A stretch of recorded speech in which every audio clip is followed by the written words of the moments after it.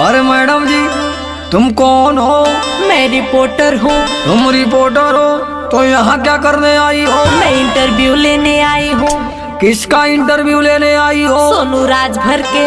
अरे पप्पा आई गई हमारी इंटरव्यू लेवे। अरे जा मजा आई। अब मैडम ला जल्दी जल्दी। मेरे चैनल में सबसे पहले आपका स्वागत है।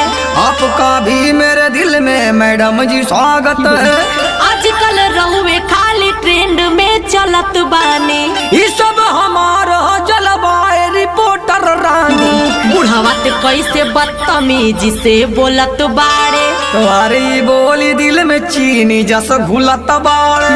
आई बानी इंटरव्यू लेवे तब बदतमीजी ना तू करा हो। अरे एगो फलाइन किस देले बानी ये रिपोर्टर रानी।